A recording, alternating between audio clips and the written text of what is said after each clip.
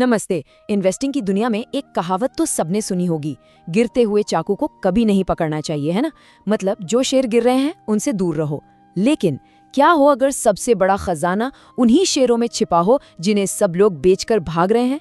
आज हम मोतीलाल ओसवाल की एक बहुत ही दिलचस्प स्टडी के आधार पर एक ऐसी ही जबरदस्त कॉन्ट्रेरियन स्ट्रैटेजी को समझेंगे जिसका नाम है ब्रूज्ड ब्लू चिप्स, यानी चोट खाई ब्लू चिप्स। तो आगे हम क्या क्या देखने वाले हैं। सबसे पहले हम समझेंगे टर्न अराउंड ट्रैप के बारे में, मतलब हर गिरती कंपनी वापसी क्यों नहीं कर पाती। फिर हम मिलेंगे इन ब्रूज्ड ब्लू चिप्स से, जानेंगे कि ये क्या है, ये गिरती क्यों है और फिर कैसे उठ खड़ी होती हैं। इसके बाद देखेंगे कि एक इन्वेस्टर के तौर पर हमारा गेम प्लान क्या होना चाहिए। और आखिर में सबसे जरूरी बात, ये स्ट्रैटेजी हाई रिवॉर्ड और लो रिस्क का कॉम्बिनेशन कैसे बनती है। चलिए शुरू करते हैं इन्वेस्टिंग के लेजेंड वॉरेन बफेट की एक मशहूर कहावत से। वो कहते हैं turn arounds seldom turn around. मतलब जो कंपनियां एक बार बड़ी मुश्किल में फंस जाती है ना, उनका वापस पटरी पर लौटना लगभग नामुमकिन सा होता है। लेकिन क्या ये बात हर जगह हर कंपनी पर लागू होती है? क्या कोई ऐसा अपवाद नहीं है? क्या ऐसा नहीं हो सकता कि कुछ बेहतरीन टॉप क्लास कंपनियां जो बस किसी अस्थायी मुसीबत में फंस गई हों, वो एक जबरदस्त कमबैक कर सकती हैं? शायद, बस शायद यहीं पर एक बहुत बड़ा मौका छिपा हुआ है। तो चलिए आज हम बात करेंगे बफे के इसी नियम के एक बहुत ही पावरफुल एक्सेप्शन की, और इन्हें ही हम कहते हैं ब्रूज्ड ब्लू चिप्स। हिंदी में कहें तो ऐसी शानदार कंपनियां जिन्हें बस थोड़ी चोट लग गई है। अब ये समझने से पहले कि ब्रूइज्ड ब्लू चिप क्या है, पहले ये क्लियर कर लेते हैं कि सिर्फ ब्लू चिप किसे कहते हैं। देखिए, ब्लू चिप कंपनियां मतलब अपने सेक्टर की दादा कंपनियां, मार्केट लीडर्स, जिनकी क्वालिटी और भरोसे पर कोई सवाल नहीं उठा सकता और जो अच्छे बुरे हर तरह के माहौल में पैसा कमाना जानती हैं। तो ये तो हुई ब्लू चिप की बात। अब आता है कहानी में ट्विस्ट। एक ब्रूज्ड ब्लू चिप या चोट खाई ब्लू चिप वही टॉप क्वालिटी वाली कंपनी है, लेकिन किसी न किसी वजह से उसका स्टॉक प्राइस अपने 5 साल के हाई से 50% या उससे भी ज्यादा गिर चुका होता है। और जब इतनी बड़ी गिरावट आती है तो इसका सीधा असर दिखता है इनके वैल्यूएशन पर। जरा इन नंबर्स को देखिए।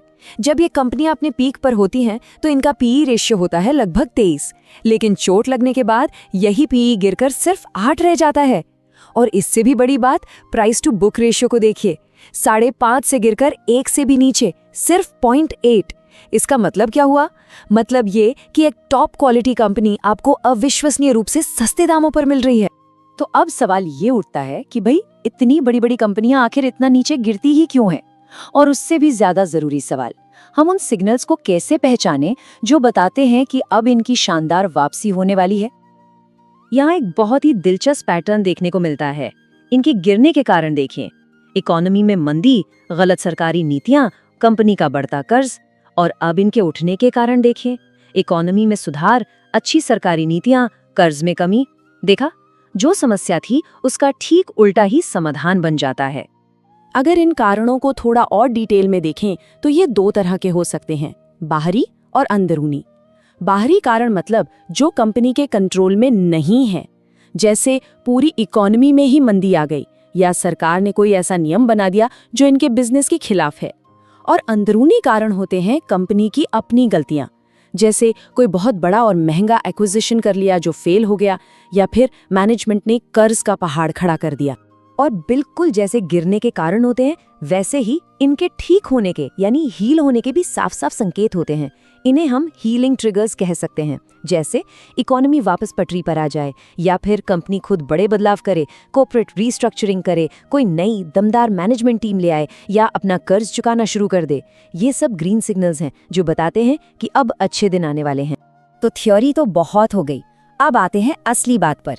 एक इन्वेस्टर के तौर पर इस मौके का फायदा उठाने के लिए हमारा एक्शन प्लान क्या होना चाहिए? प्रोसेस बहुत सीधा है, बस 3 स्टेप्स का। स्टेप 1, एक वॉच लिस्ट बनाइए। उन सभी टॉप ब्लू चिप कंपनियों की लिस्ट जिनके शेयर अपने हाई से बहुत ज्यादा, मतलब 50% से ज्यादा टूट चुके हैं। स्टेप 2, इंतजार करिए, धैर्य के साथ सही हीलिंग ट्रिगर का इंतजार, जैसे मैनेजमेंट में कोई बड़ा बदलाव हो या पूरे सेक्टर के लिए ही अच्छी खबर आए। और स्टेप 3, जब वैल्यूएशन सस्ता लगे और आपको कंपनी का भविष्य सुनहरा दिखे, तब जाकर अपना दांव लगाइए। और वैल्यूएशन की बात करें तो इस स्टडी के हिसाब से एक बहुत ज़रूरी इंडिकेटर है प्राइस टू बुक रेशियो। जब ये 2 गुना से कम हो जाए तो ये अक्सर एक बहुत अच्छा एंट्री पॉइंट माना जाता है। ठीक है, तो अब सबसे बड़े सवाल पर आते हैं, आखिर ये स्ट्रैटेजी इतनी जबरदस्त है क्यों? क्योंकि ये हाई रिवॉर्ड और लो रिस्क का एक बहुत ही रेयर, एक बहुत ही अनोखा कॉम्बिनेशन है। देखिए, ये 3 वजह से काम करती है। पहली वजह, जबरदस्त रिटर्न की गुंजाइश। सोचिए, अगर कोई स्टॉक 50% गिरता है तो उसे सिर्फ अपने पुराने लेवल पर वापस आने के लिए ही 100% बढ़ना पड़ता है। दूसरा, रिस्क कम हो जाता है क्योंकि स्टॉक पहले ही इतना पिट चुका है, यहाँ से और गिरने की गुंजाइश कम होती है।